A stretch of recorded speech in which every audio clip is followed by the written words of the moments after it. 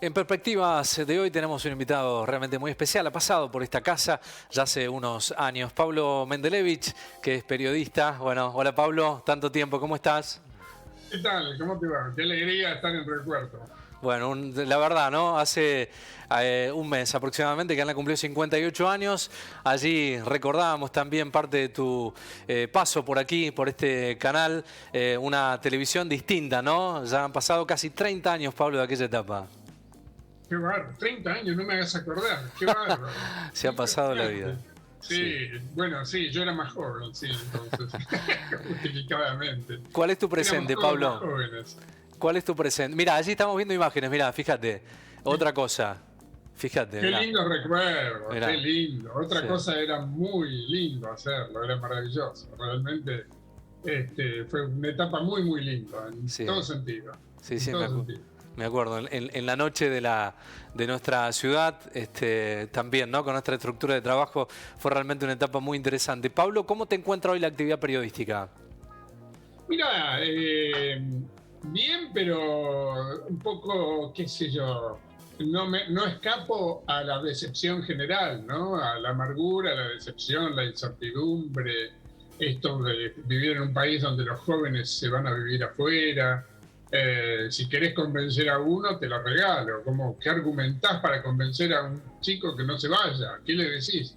No, mirá, el futuro de la Argentina acá, ¿de qué le hablas ahí? Es muy complicado. Estamos en una etapa, en un momento muy difícil, sobre todo para pensar el futuro, ¿no? O sea, para pensar que las jóvenes generaciones van a superar a sus padres, que es la meta del funcionamiento del universo, debería ser así. Y acá se nos hace muy difícil, se está haciendo todo difícil. Así que en ese sentido no se me escapa, incluso Claro. como periodista hay una fatiga, yo siento una fatiga digamos, de que los problemas son recurrentes, son exactamente los mismos de hace 20, 30, 40 años, 50 años, los mismos problemas. No se soluciona ningún problema en la Argentina, ninguno. Estoy hablándote de la pobreza, de la inflación, de la energía, de todo, el crecimiento de la economía, el crecimiento sostenido, la educación. Son todos los mismos problemas todo el tiempo. Obviamente como periodista eso fatiga.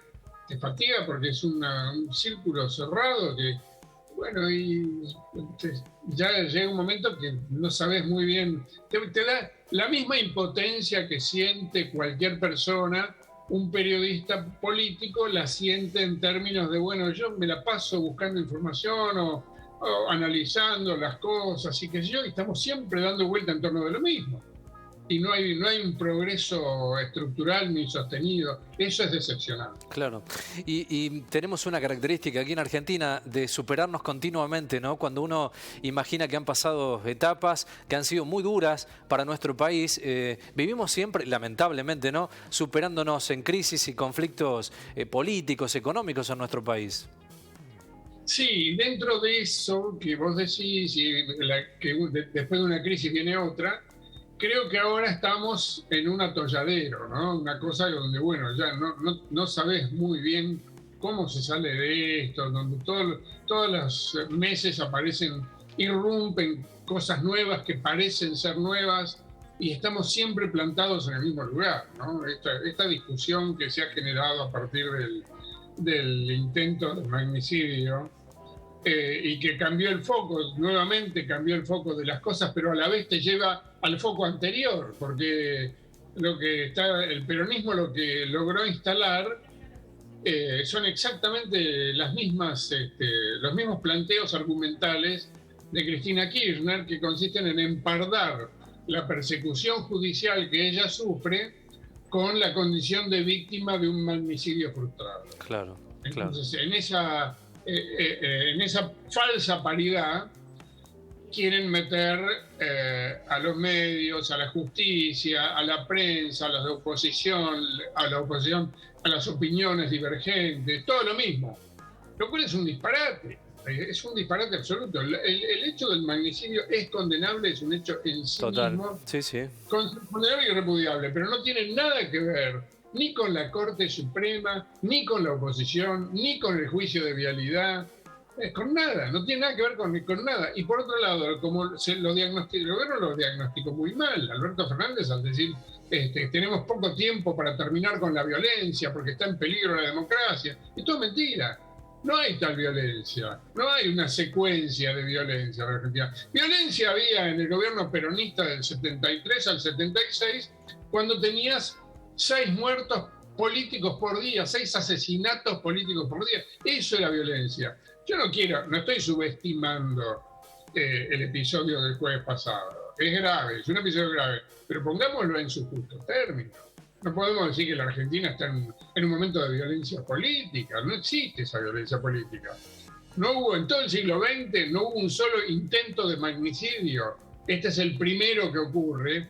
Y en el siglo XX, en la era moderna, ya en la nueva democracia, hubo 2.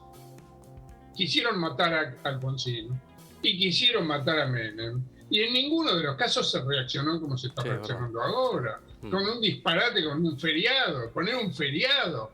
Es absurdo por donde lo mire. Pero además del feriado, ayer la CGT estuvo discutiendo de hacer un paro nacional. Después del feriado quieren hacer un paro nacional. Por suerte, Moyano y, ¿cómo se llama? El de bancarios, no me acuerdo el nombre, Palazzo. Los dos perdieron la votación y bueno, ahí ganó un poco la sensatez. ¿Qué vas a hacer un paro nacional ahora a favor de Cristina Kirchner porque se salvó del magnicidio? Es todo un contrasentido. Pablo, y en esto también el rol del sindicalismo, ¿cómo ha cambiado en esta etapa, no? El sindicalismo está extrañamente callado respecto del ajuste que está haciendo Massa. Este ajuste que hace Massa silencioso, que muchos entendemos que en buena medida es necesario desde el punto de vista de cumplir con las metas de bajar, de bajar el déficit fiscal. Una cosa es eso, y otra cosa es que no tenga costos. Ahora resulta que no tiene ningún costo el ajuste. Están recortando, el Estado está recortando por todos lados. La educación, Fuerzas Armadas, en todos lados se está recortando. Y el sindicalismo no acusa recibo de eso, amén del problema de la inflación que nos carcome los salarios a todos. Y sobre todo, obviamente, como siempre, a los sectores más vulnerables, ¿no? Pablo, hay un avance preocupante en los últimos tiempos de la política sobre la justicia, ¿no?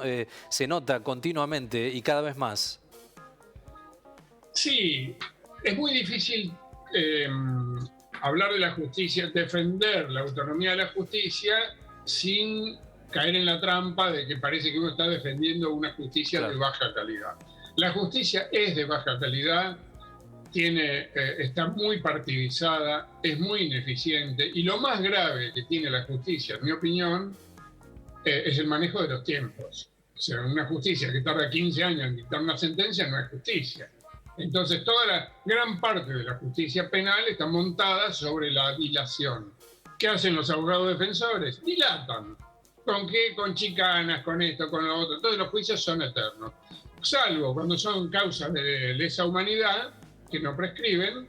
En las demás, vos lo que buscás es que prescriban y chao. Y de esa forma no hay justicia. Entonces, todas esas distorsiones están culturalmente aceptadas. Que eso aparte de lo que vos decís, que es el tema de la intromisión política directa, ¿no? La manipulación de jueces y fiscales. Todo eso es cierto y todo eso existe. Ahora, no podés por eso invalidar los procesos judiciales que no te gustan. Vos no podés decir, no, no me gusta porque... No, hay jueces, hay una buena cantidad de jueces que trabajan profesionalmente y que con mucho esfuerzo se abstraen de la manipulación. Y ahí hay un poder judicial que hay que respaldar. No está todo podrido en el poder judicial. Además, estamos hablando de un fuero, del fuero penal, no quiere decir que los otros fueros todo funciona igual. Hay un montón de fallas, hay cosas para corregir. Ahora, pretender que lo vas a corregir volteando a la Corte Suprema porque esta Corte no te gusta, es un disparate, es un absurdo. Y decir que la Corte no puede tener 4 miembros, o 5, que debería tener 5, pero tiene 4 porque le falta uno, pero no puede ser una Corte de 5 y tiene que ser una Corte de 24, es otro disparate. porque las cortes ya se probaron en la Argentina, cortes de 7, de 9, ya hubo. No mejoras nada con eso. Cambiás los problemas. El tema no está ahí, el problema está en tener una corte independiente. Y esta corte ha demostrado ser independiente. Tendrá sus defectos. La mitad de la corte, por empezar, es peronista. O sea, no me podés decir que hay un problema ideológico. Todos menos uno son del interior del país. O sea, no me podés decir que hay un problema federal. Sus títulos individualmente son sumamente calificados. ¿Qué tiene que invalidar la Corte? ¿Qué sentido tiene invalidar la Corte? Es decir, el problema judicial de la justicia argentina la Corte. Justamente la Corte es el único lugar donde no hay un problema. El problema está en la manipulación, en el Consejo de la Magistratura, en querer volver a cambiar el Consejo de la Magistratura, pretender controlarlo, que es lo que Cristina Kirchner hizo constantemente. Para eso metió ya 2 leyes para cambiarlo y controlarlo, y no pudo controlarlo. Entonces me parece que para arreglar esto hay un problema de aceptar la división de poderes. Cristina Kirchner dice que ella no cree en la división de poderes. A partir de ahí, ¿para qué seguimos discutiendo? Si no crees en la división de poderes, no entiendo muy bien cómo sos vicepresidente de una república. Pablo, ¿cuál es la mirada respecto al de a pie, ¿no? Al ciudadano, de este hartazgo social que ponemos allí en el graph, que básicamente nos atañe a todos, ¿no? ¿Cómo ves la madurez democrática de nuestro pueblo respecto a todo lo que ha pasado? Y yo creo que somos todos... me parece que acá hay 2 problemas. Uno, la dirigencia, y otro, la sociedad, ¿no? La dirigencia, en este momento estamos atravesando un periodo en el que no hay líderes. Es un periodo de carencia de líderes nuevos. No nacen líderes nuevos. Hay líderes anteriores, como los principales son probablemente Cristina Kirchner, Macri, etcétera, ¿no? Y después vienen segundas líneas o segundos líderes, pero no hay un surgimiento de líderes con nuevas ideas y nuevas propuestas. Son los que estaban antes y que no lograron resolver los problemas argentinos. Y por otro lado, en cuanto a la sociedad, porque siempre le echamos la culpa a los dirigentes, la sociedad también es responsable de lo que tiene. Somos todos responsables de lo que tenemos en términos de lo que votamos, lo que elegimos, lo que no participamos. Es decir, nos quejamos de la política, pero tampoco estamos yendo a crear una nueva política. ¿Por qué? Porque esta política es tan horrible que nos ahuyenta. Yo veo que en el sector privado y en el sector profesional hay gente muy capaz, ninguno de los cuales tiene ningún interés en meterse en la política. ¿Y por qué es eso? Porque la política está tan contaminada, tan sucia, que no te llama. Entonces, ¿quién se beneficia con este deterioro? Y los libertarios, los que tienen el discurso extremo, los Milei, todo ese tipo de propuestas políticas extremistas, que hacen planteos extremistas. Bueno, hay que abolir el Banco Central, hay que hacer esto, la casta política es toda una porquería. Ese tipo de planteo radicalizado, que lo hemos visto en otros países, eso te lleva a un régimen totalitario, inevitablemente, pues no representan a las mayorías. Entonces, claro, esa contradicción no la podés salvar. Te puede entusiasmar un Milei que en determinado momento insulta a toda la casta política. Yo lo entiendo, porque te da ganas a veces de compartir con Milei esa sensación. Bueno, fenómeno, pero ¿y de ahí en más qué construimos? Claro. Sí, no se sostiene en el tiempo. Para cerrar, Pablo, no nos queda mucho más tiempo.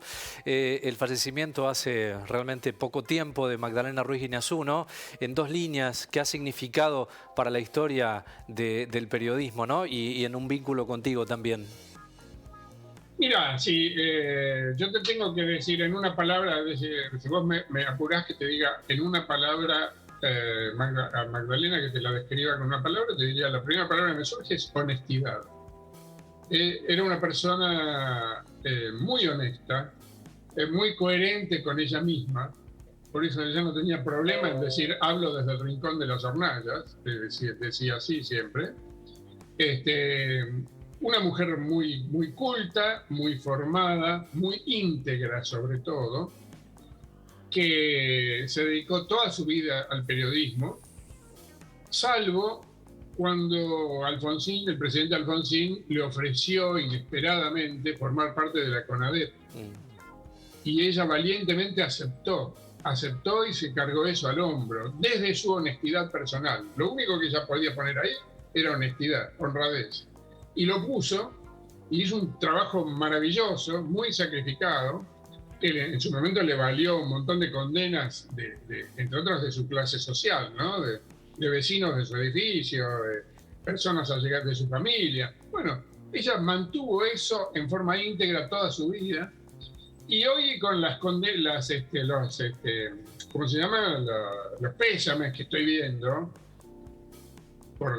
murió se supo hace muy pocas horas de la muerte de Magdalena Ruiz Ñazú, veo con cierto asombro que hay dirigentes peronistas, incluyendo el presidente de la Nación, que por primera vez hablan de la CONADEP. Porque a la CONADEP el peronismo se negó a integrarlo en su momento. En diciembre del 83 la CONADEP no fue integrada, se negó a integrar la CONADEP. Entonces, que ahora reivindiquen la CONADEP a partir de la muerte de Magdalena me parece un hecho positivo. Está muy bien. Ahora, deberían decir, ¿no? Claro. Bueno, nosotros nos equivocamos, pero eso ya es pedir demasiado. Totalmente.